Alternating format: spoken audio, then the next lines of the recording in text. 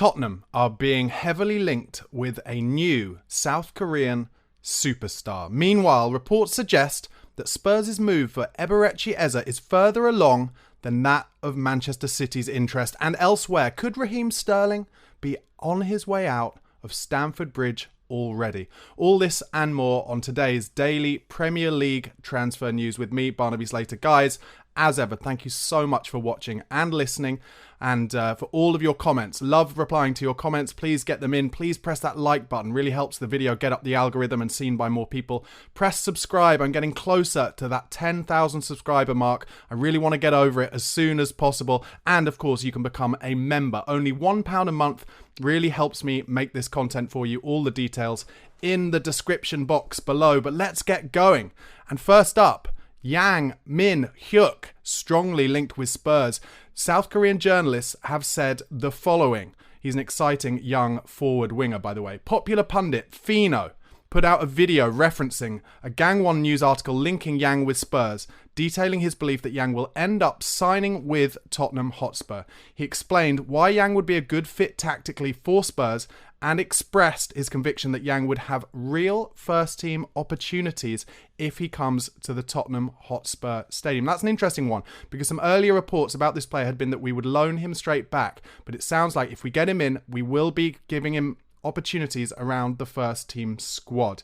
His skill set is that of an adaptable winger, a striker, and, of course, South Korean too. So, as we know from our time having had the incredible, and still having, Heung-min Saudi at the club, having a big player from South Korea really helps the club both financially and in terms of brand awareness, and certainly in terms of Sonny. What a player he's been on the pitch too. What else can I tell you about that? That because the Spurs are in Seoul at the moment, are going to be in Seoul, they're in Japan at the moment, but for the second leg of their Asian tour, lots of suggestions that maybe the deal will be tied up then. And that, I think, is very exciting. Go and check out this player. Very exciting young player. Go and see what he can do on the pitch in some clips, and let me know what you think in the comments below. I've got a feeling that some of you maybe will be slightly underwhelmed by the potential of this signing because there's been a lot of pushback on Twitter, especially at the moment, and in my YouTube comments, to be fair, about Spurs not having enough signings, about Levy, again, failing another manager by not getting enough signings in. But I have to say, and I've said it before, I think the Euros and the Copa America haven't helped.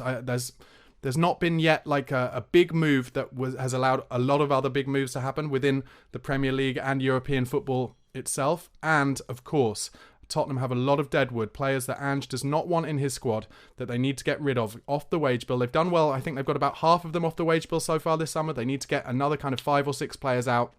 And when that happens, I'm confident that our signings will come. And I think a lot of them are probably already lined up. I don't know. I can't be sure, but I feel like a move like Eze has been lined up and he's just kind of being told to wait. And once we have the money in from the outgoing transfers, we will hit that release clause. But let's see what happens. Meanwhile, some reports from Saudi Arabia, again, this is relevant to Son Heung-min. Following the departure of Al Sam Maximam, Al Ali in Saudi Arabia are looking for an offensive player to replace him. In addition to Ademola Lookman on their list from Atalanta, of course, scored that hat-trick in the Europa League final, the club are also on their list considering Son Heung-min. He is on the Saudi Public Investment Fund's list as a big name player that they would love to bring over to be the face of their league. So, I've had a few comments in the comments section over the last week or so about whether Tottenham should look to cash in on Heung-min Saudi if they get a bid big enough in this window. How do you feel about that? If Saudi were to come in, what kind of money would it take for Spurs to blink and say to our captain, we're happy to let you go? And what kind of money do you think we should accept? What do you think it would take for Daniel Levy to accept? And what do you think we should accept? Sonny, of course, is now, I think, 32 years old. But I don't think his legs have gone yet. He's still an absolutely elite finisher. And I think, hopefully, this season we'll have more of an opportunity to rest him a bit more. He's played too many games last year. He just looked absolutely exhausted by the end. And whether it's on the left or as a 9, he needs some rest. He's 32 now, and he's been playing non-stop for over a decade. So let's see what happens. I think Sonny will stay. I think Sonny should stay. I don't think we're going to be able to replace an elite finisher like that, just like we struggled to replace Harry Kane last summer. But is there a number of which we let our captain, the face of the club, go? Let me know what you think in the comments. Moving on, as I mentioned at the top, Spurs' interest in Eberechi Eze from Crystal Palace is apparently more advanced than Manchester City's. However, Tottenham need to sell players before they can advance with the move, while Manchester City's potential bid for Eze depends on the future of Kevin De Bruyne. If you haven't been watching these videos so far, Kevin De Bruyne being heavily linked with a move to Saudi Arabia as well. Some reports that he had agreed personal terms with the public investment fund there. However, Pep Guardiola put the kibosh on that over the weekend, saying no, he's not going to be leaving. So if he doesn't leave, then I don't think City will go for Eze, and that potentially leaves the door open for Spurs to get their main transfer target in. Over to Sevilla. I talked yesterday about how Girona were in for Bryan Gil, and I did wonder actually aloud on the video yesterday, would Sevilla maybe come in for him? And yes, they have. Of course, Bryan Gil came from Sevilla originally in a swap deal with money and Eric Lamela. Then, during the period that it hasn't worked out at Spurs, he's been back on loan at Sevilla. And now they have come in with a loan with an option to buy, which could become an obligation based on how many appearances he makes, how many goals he scores, how many assists, etc. However, Sevilla do not want the buy option to be any more than €6 million, which I have to say, for a Spanish club where he's played and been like a wonder kid before, what an absolute steal that would be for them. But I have to say, he is so unlikely ever to make it at Spurs because of his physicality more than anything else. I just think we have to cut our losses. Except that was one of Fabio Paratici's bad deals. He didn't really think about the hustle and bustle of the Premier League and how Bryan Gil wouldn't suit it. And we just got to cut our losses. And I'd say try and get them up to €10 million and wave goodbye to Bryan Gil. Thank you and good night. He'll be a good player for Sevilla or for Girona, but he's not going to make it in the Premier League. Certainly not at this stage of his career. Let me know if you think differently in the comments, of course, but I'm yet to see anyone who really thinks Bryan Gil has a chance. He needed to do what David Silva did when he came to Manchester City. Bulk up, get his legs bigger, get that strong centre of gravity so that he can't be knocked off the ball. But every time I see Gil play for Spurs in those kind of very sporadic minutes that he gets for the club, he is always getting knocked off the ball far too easily. Meanwhile, Desiree Doué, I do have to keep you in touch with what's happening there. I think a lot of people in the comments, a lot of people on Twitter, Spurs fans, were really hoping that we might get Desiree Doué through the door. Some people noticed that on social media, on Instagram the other day, he liked a post with Jed Spence in and they got hopeful again. However, as of yesterday, FC Bayern have sent a new formal bid to Rennes for Desiree Doué. The proposal was forwarded after their initial bid was rejected 10 days ago. Also, Paris Saint-Germain still in for Desiree Doué and no sign of Spurs getting involved at this stage. According to Fabrizio Romano, Paris Saint-Germain ready to push again on Desiree Doué. They're going to bid again today. That might have been today or yesterday, in fact. Doué's decision as to whether he wants to go to Bayern or Paris Saint-Germain apparently will make all of the difference. So that's a disappointing one. Unless we can get Ange Postecoglou on the phone to him like he was with Radu Dragusin, it doesn't look like Doué will be coming, and we'll have to move on to other wing targets. According to Paul O'Keefe, Ange Postecoglou wants to buy top young talents to be able to develop. He's keen to kind of stick to Johan Lange and Daniel Levy's transfer strategy, which is to buy in these young, hungry talents. You know, and it makes sense when you look at who we brought in: Bergvall, Archie Gray, with the only outlier really being Timo Werner, but that's only a loan deal. And I'm with that. I'm with Postecoglou on that. I'm with the transfer strategy. I think we've had the thing with win now managers who want to buy players who are experienced right now, and it hasn't worked for us. So we have to start again. And I hate to say it, but Arsenal have done a really good job at that, in the most part, by bringing through players from the academy, bringing young players in, and them all kind of growing together in the last, and only the last 2-3 years. So it doesn't have to take that long. But I'm with it. Let me know what you think in the comments. Are you disappointed that we're not buying or potentially buying more experienced players as we let more experienced players like Dyer, like Højbjerg out of the club? Let me know your thoughts. Emerson Royal apparently getting closer to AC Milan, according to Di Marzio. Spurs and AC Milan getting closer to their agreement of the transfer fee needed. Royal, of course, is out in Asia with the Tottenham squad at the moment. Meanwhile, Paul O'Keefe has also said how impressed Tottenham have been with Will Lancashire so far in this pre-season, and he's really jumped the pecking order and to say that he will get opportunities off the bench this season with Tottenham's first team. Apparently, they love him and his attitude. Will Lancashire apparently in training always asking the coaching staff, how can I improve? And that is something I think that is underrated when it comes to, especially to young players. That's exactly what Harry Kane was like. Everything I've read about Harry Kane was when he was in the academy. He wouldn't take no for an answer. He would jump back up from knockbacks all the time, and he'd be constantly asking how can he improve. And it sounds like Will Lancashire may not be that different. Meanwhile, there could be a bit of a financial boon for Spurs unexpectedly, because we have a 40% sell-on clause for Jack Clarke, and Ipswich Town are about to prepare, as in about to make an £18 million bid for him. That's according to The Independent. Obviously, Jack Clarke's at Sunderland. He's done really well there. He's been given a chance there. Again, he was another player that came into Spurs very early, very young, and really wasn't kind of bulky and big enough for the Premier League at the time, so never got a chance. But if Ipswich can get a deal done for Jack Clarke from Sunderland for £18 million, we're looking at a bit of a boon of around probably £6.5–7 million to add to the budget. That could be really good news. Let's see what happens. And who knows, maybe a chance for Jack Clarke to come back to Spurs further along in his career if he can do well for a club like Ipswich in the Premier League. Finally, when it comes to Spurs news, yesterday a lot of stuff on social media about it being 10 years, the 10-year anniversary of Ben Davies signing for Tottenham Hotspur. Lots of his old teammates kind of gave comments. Dele Alli was asked one word to describe Ben Davies. He said nerd. Christian Eriksen did a lovely post about Ben Davies.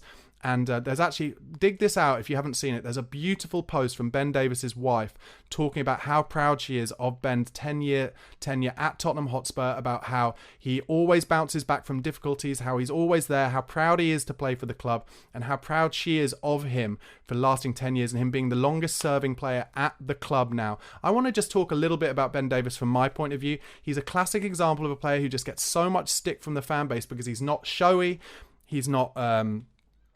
he doesn't make a fuss. He's what back in the day you'd just call a brilliant, top honest professional. And you need those players in squads. Not every player can be a flair player. Not every player can, do something different. You need players who will slot in, who are adaptable, who can play in different positions, and who give 110% every game. And Ben Davies is that player. So whenever I see abuse for Ben Davies online or trolls in the comments section, it always really disappoints me, because I promise you, managers love players like Ben Davies. Jose Mourinho loved him. Antonio Conte loved him. Big Ange Postecoglou, who is trying to sweep out most of the older players from the squad.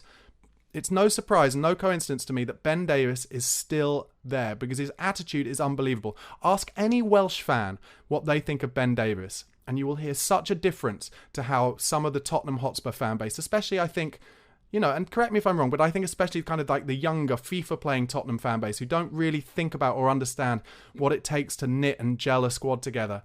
But Welsh fans absolutely love Ben Davies.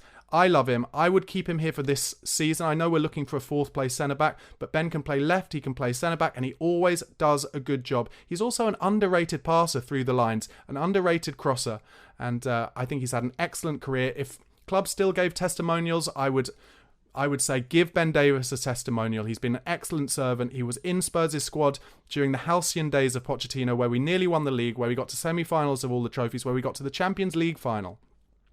And he's outstayed all of those other players with, who had higher reputations.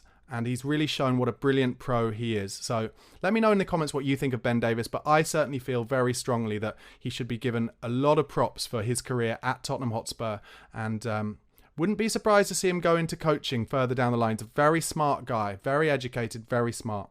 Okay, I'm going to go on to some more wide-ranging other Premier League transfer news, guys. Just before I get into it, again, thank you so much for watching. Please do press that subscribe button. As I said, I'm trying to get to 10,000 subscribers. I'm nearly at 9,000. I want to rush through that 10,000 subscriber mark as soon as possible. So press subscribe, give the video a like. That also helps it get seen by more people. And once again, you can become a member, a Patreon member or a YouTube Pro member. All the details in the description box below. Only £1 a month, and it really helps me make this daily content for you. So, other transfer news. Manchester United, they are encouraging offers for a number of senior players this summer. As Spurs fans, would any of you be interested in any of these players? Apparently United considering offers for the following: Victor Lindelof, Aaron Wan-Bissaka and Christian Eriksen, Harry Maguire, Scott McTominay, Anthony and Jadon Sancho available if the valuations are met. I've said it before, I'll say it again. I would take Eriksen back at Spurs as a kind of Europa League player and backup for James Maddison like a shot. I really would. Manage his minutes. He's still got it. He's been played out of position at Manchester United the whole time. They play him as an 8, sometimes even as a 6, but he's not. He's an advanced 8 or a 10, and he's still got it. Legs were never really in his game. He wasn't a sprinter. So it doesn't matter that he's a bit older. Take him with a bit of experience, bring him back to the club. I'd love to see Christian Eriksen lift a trophy. There's no rumours to back that up. It doesn't look like it's going to happen, but I personally would love it. What do you think about it? Let me know in the comments. Meanwhile, Man United currently offering significantly less than the 40 million euros for Matthias de Ligt at Bayern Munich. They've rejected every offer so far, according to Sky Sports Germany. They're very firm about negotiating on this. So, apparently, De Ligt's sale price is an absolute given. If Bayern Munich don't get that price, they will not sell him. However, all the rumours are, once again, that Bayern do need to sell before they can buy.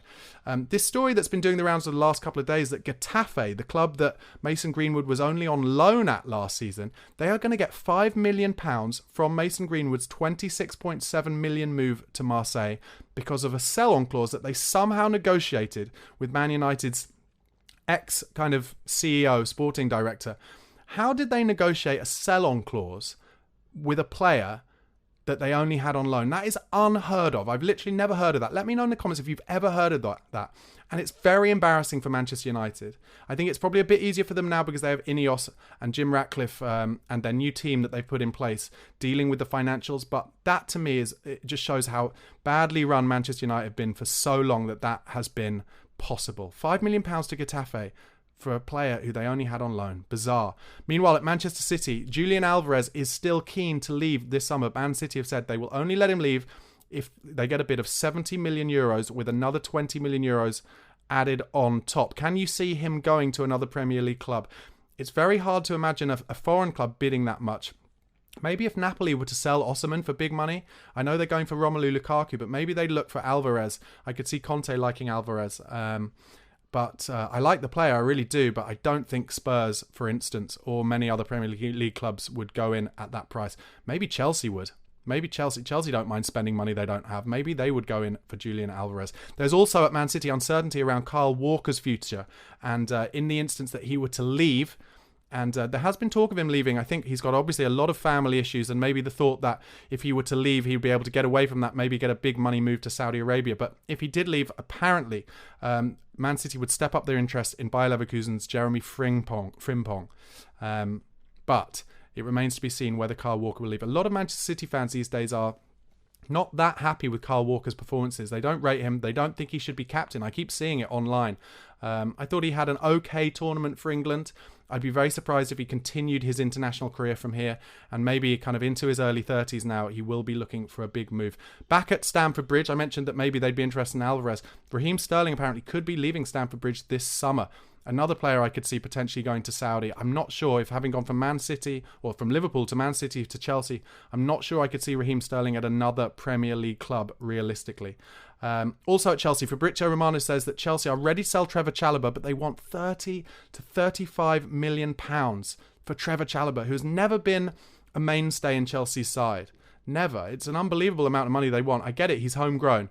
Chelsea believe they have the depth in the centre-back and right-back position, and so they haven't taken Chalobah on their American tour with them. Apparently 3 Premier League clubs plus some European clubs are interested in Chalobah, but I would be incredibly surprised if Chelsea got 30 to 35 million pounds for a player who has barely ever played in the first team. Other, of course, than when he scored an incredible goal, a headed goal last year against Spurs. Classic. Finally, some news this morning that Chelsea, they've made a bid of 20 million euros to Villarreal for their goalkeeper, Philip Jorgensen. Apparently they've got personal terms agreed for the keeper, and he's on the list for Enzo Maresca as a potential new goalkeeper. The player is keen on the move. Over to Newcastle, Joe Linton has given some quotes on Bruno Guimaraes based on all the rumours that Guimaraes might be leaving the club. Joe Linton has refuted it. He said the following: I think Bruno's going to stay. He tells me he's going to come back next week and get ready for the season.